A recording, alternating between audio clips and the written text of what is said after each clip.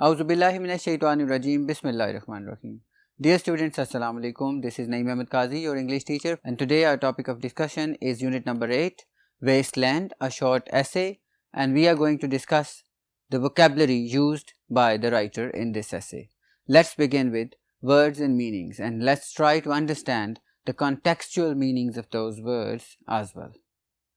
The first question is Karaf.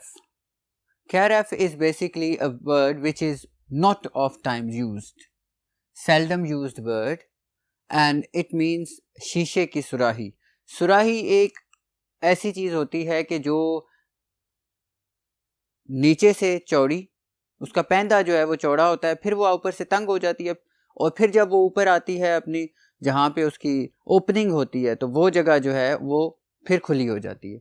ये सुराही की शक्ल होती है और शीशे की सुराही को कैरफ कहते हैं. और ये सुराही बुनियादी तौर पे जो इस्तेमाल होती है यूरोप में, और जहाँ जो इस ऐसे में भी जिससे मुतालिका ज़िक्र है वो वाइन के लिए, शराब पीने के लिए जो सुराही इस्तेमाल करते थे अमेरिका में लोग, उनसे मुतालिक ये बात है और उस सुराही की बात की जा रही है. अब दूसरा लफ्ज़ है ग्लिंटिंग. ग्लिंटिंग जो है एक ग्लिंट वर्ड है, मसलन आँखों की चमक को हम ग्लिंट कहते हैं, जब आंखें चमकती हैं रिफ्लेक्शन से वो बेसिकली तो ये ग्लिंटिंग जो है ये चमकदार है. यहाँ पे ये वो जो हमें राइटर है वो ये बता रही है कि जब भी हेडलाइट्स पड़ती हैं गाड़ी की, या सूरज की रोशनी पड़ती है, या चांद की चांदनी होती है, तो वो उसमें जो हम प्लास्टिक की और ये मेटल की चीज़ें पड़ी होती हैं ये ग्लिंट करती हैं वापस. अब आगे हम देखें तो स्क्रब. स्क्रब जो वर्ड है ये स्क्रब, श्रब, ये झाड़ियों के लिए इस्तेमाल होता है. छोटी झाड़ी, उससे बड़ी झाड़ी, इनके लिए डिफरेंट जो वोकैबुलरी इस्तेमाल होती है उसमें स्क्रब है. ये स्क्रब यहाँ पे झाड़ियों की बात हो रही है कि आपको पता है कि शॉपर्स और ये जो पॉली बैग्स जिनको हम कहते हैं और ऐसी चीज़ें जब हम फेंकते हैं तो वो हवा के साथ, तूफ़ान के साथ या पानी के साथ वो बह जाते हैं और हवा के साथ वो उड़ जाते हैं और फिर जाके झाड़ियों, दरख्तों और ऐसी जगहों पे फंस जाते हैं उनमें. सैविज का वैसे तो मानी वहशी होता है.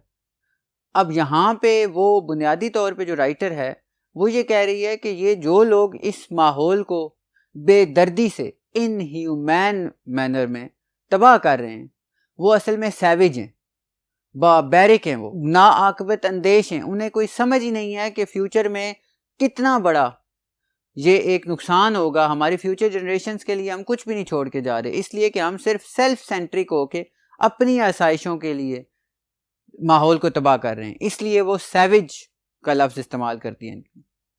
डीफाइल.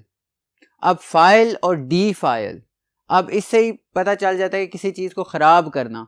और यहाँ पे डीफाइल का जो मतलब हम ले रहे हैं वो ये है कि माहौल को डिस्ट्रॉय करना, गंदा करना, माहौल को पोल्यूट करना, डीफाइल करना. यहाँ पे इसका मतलब वेसल्स. वेसल कहते हैं बर्तन को, तो वो जो वेसल्स हैं, क्योंकि वो मिलता जुलता लफ्ज़ है, समुद्री जो चीज़ें हैं उनके साथ एक वेसल जो है वो शिप को, इस तरह की चीज़ को भी कहते हैं, तो इसलिए उसने वेसल का नाम इस्तेमाल किया है कि वेसल जो है वो वैसे बर्तन को भी कहते हैं. और वो जो बर्तन वहाँ पे के मसलन जो कैन्स हैं या डिफरेंट सुराइयाँ हैं या जो भी बॉटल्स हैं, प्लास्टिक बॉटल्स, ग्लास बॉटल्स, ये सारी जब फेंकते हैं तो वो समंदर को ख़राब करती हैं, बहुत ज़्यादा आलूदा करती हैं. तो वो उसने वेसल का वर्ड बर्तन के लिए इस्तेमाल किया. वाइल्ड.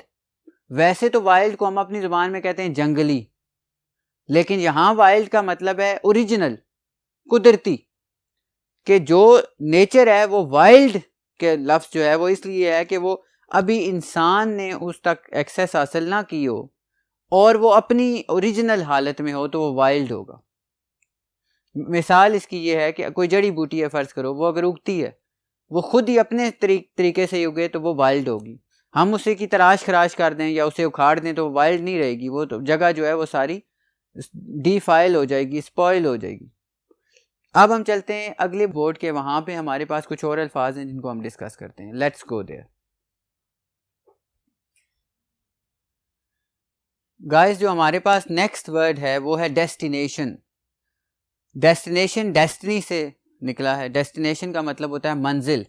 यहाँ पे अगर आपको याद हो तो जो हमारी राइटर है वो क्या कहती है कि जो लोग अपनी प्राइड के लिए, अपनी वैनिटी जो है उसको दिखाने के लिए, अपनी आसानी के लिए वो ये करते हैं कि वो एक बंदे ने फ़र्ज़ करो जाना है तो भी, अगर एक बंदे ने यहाँ से 2 माइल के दूर फासले पे भी जाना है तो वो बाइसिकल या ऐसी कोई चीज़ इस्तेमाल नहीं करेगा, या किसी से लिफ्ट नहीं लेगा, या कोई मुश्तरका किस्म की, जिस तरह हम कार पूलिंग कहते हैं कि एक गाड़ी में कुछ 4 बंदे बैठ जाएँ, वो सारे अलग-अलग वो कहती है जाएगी। वो क्योंकि वो माहौल को तबाह करेंगे। वो इस वहाँ पे कहती है 30 फीट ऑफ स्टील और 200 हार्स पावर्स, कि यानी कि वो अपनी अपनी अकेली सिंगली सेपरेटली जाने के लिए, अकेली जो छोटी छोटी डेस्टिनेशन हैं, छोटे छोटे फासले हैं, मंजिलें हैं दूर, वहाँ पे भी वो माहौल को ज़रूर आलूदा करके जाएंगे। नेक्स्ट हमारे पास वर्ड है गटर्स। गटर्स का जो लफ्ज़ है इसका मतलब है नालियाँ।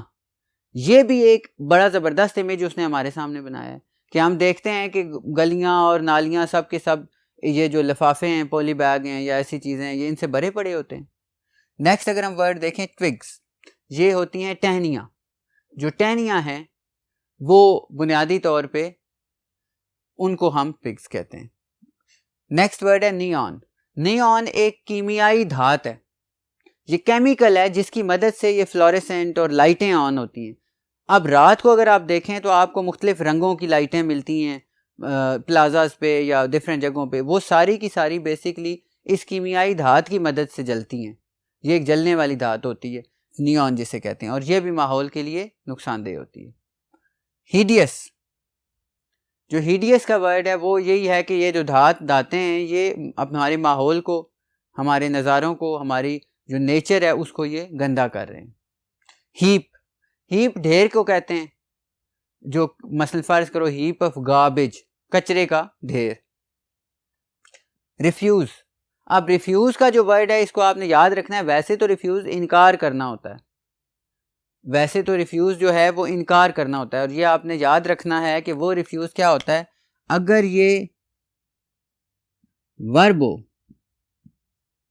तो ये होगा इनकार करना, इनकार करना, और अगर ये नाउन हो तो फिर ये होगा कचरा यानी वेस्ट। तो आम तौर पे हम ये लफ्ज़ इस्तेमाल करते हैं वर्ब के तौर पे। She refused to do as her father told her, या डायरेक्टेड हर, या रिक्वेस्टेड हर, लेकिन यहाँ पे रिफ्यूज नाउन के तौर पे इस्तेमाल हुआ है और रिफ्यूज का मतलब है कचरा। नेक्स्ट हमारे पास वर्ड है स्ट्रीम्स। स्ट्रीम जो है वो नदी को कहते हैं, दरिया होता है, नदी होती है, नाला होता है, तो ये लेक होती है जिसको हम झील कहते हैं।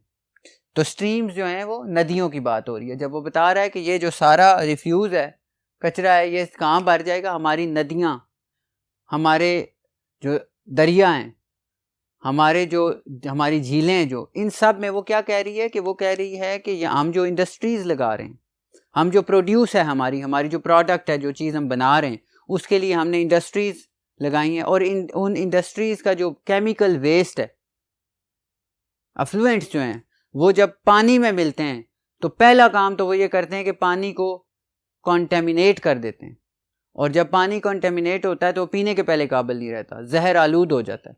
फिर वो आहिस्ता आहिस्ता वो जगह सारी जो है वो बैरन हो जाती है, यानी ज़रखेज़ ज़मीन को वो बंजर कर देता है। इतना वो ख़तरनाक किस्म का केमिकल जो इंडस्ट्रियल वेस्ट होता है। तो वो यहाँ पे वो ये कह रहा है कि स्ट्रीम्स, लेक्स, स्ट्रीम्स यानी नदियाँ, लेक्स यानी झीलें, रिवर्स यानी दरिया, ये हमने तबाह कर दिए हैं जो कि इंडस्ट्रियल वेस्ट है उसकी मदद से। अब चलते हैं नेक्स्ट साइड पे बोर्ड की, वहाँ पे कुछ और वर्ड्स हैं उनको डिस्कस करते हैं। Let's go there. यहाँ पे हमारे पास जो पहला वर्ड है वो है डिस्पॉयलर्स।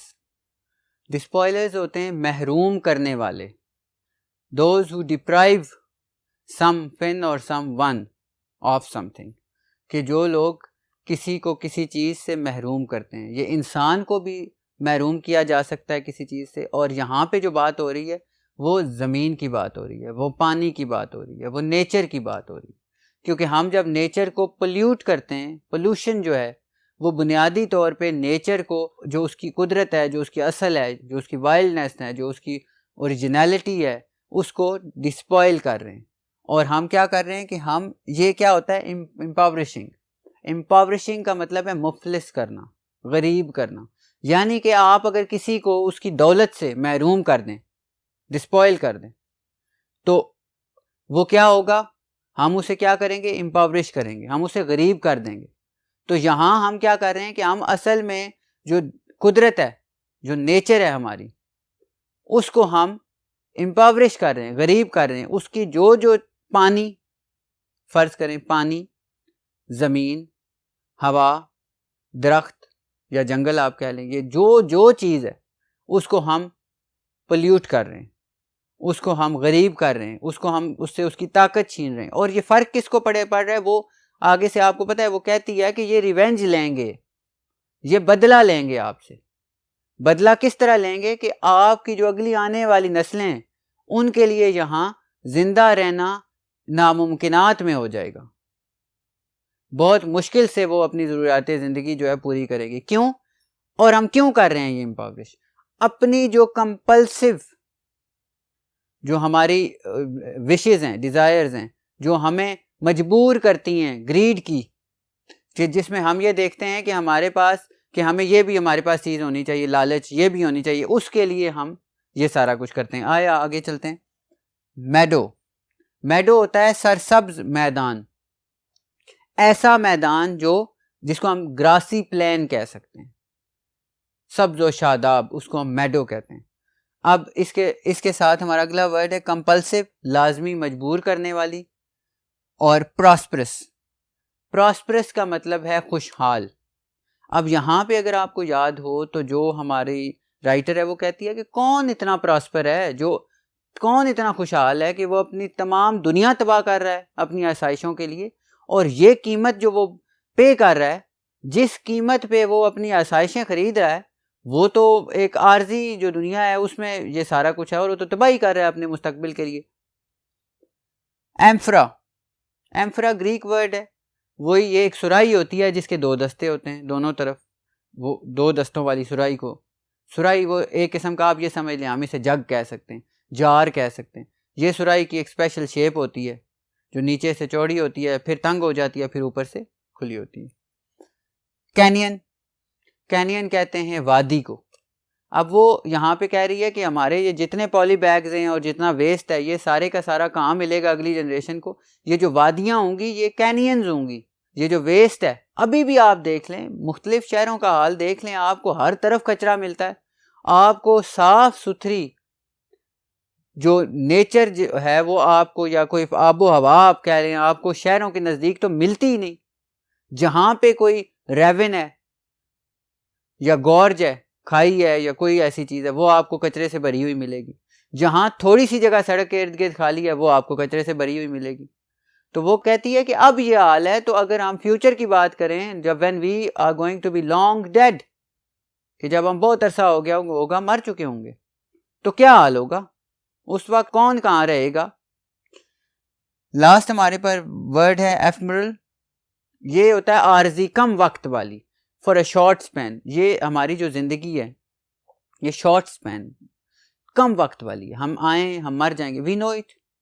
कुछ 10 साल रहते हैं, कुछ एक दिन जिंदा रहते हैं, कुछ 20 साल रहते हैं, कुछ 30 साल रहते हैं, कुछ 40, 50, 60, 70, 80, 90, 100, हार्डली कोई 100 तक आप कहीं कहीं को बंदा देख लें, दूर दूर, या कोई बहुत हार्ड एरियाज जो हैं, पहाड़ी इलाके, वहाँ पे आप देख लें, आबो हवा और खुराक बहुत अच्छी होती है शायद, और अल्लाह ताला ने उनको ज़िंदगी इतनी दी होती है, तो वो 100 तक को बंदे आपको नजर। आप देखेंगे शहरों में जहाँ जहाँ हमने पोल्यूट किया हुआ है, जहाँ जहाँ हमने तबाह किया हुआ है माहौल को, वहाँ तो बड़ी यंग एज में, और पाकिस्तान में तो स्पेशली अगर बात करें तो लाइफ एक्सपेक्टेंसी जो है वो 63 है, तो वो यानी 63 साल एवरेज एज है हर बंदे। तो वो तो ये सारी चीज़ें वो कह रही हैं कि आर्जी है, थोड़े से टाइम के लिए तो आप आएँ, आप इसमें आसाइशें ढूंढ ढूंढ के तो मुस्तकबिल जो है इंसान का, बनी नो इंसान का मुस्तकबिल तबाह कर रहे हैं, अपनी आने वाली नस्लों के लिए कुछ भी नहीं छोड़ रहे। ये हमारे कुछ अल्फाज थे वेस्टलैंड के जो हमने डिस्कस किए। उम्मीद है कि आपको समझ आए होंगे। इसके साथ ही मैं इजाज़त चाहता हूँ। अल्लाह हाफिज़।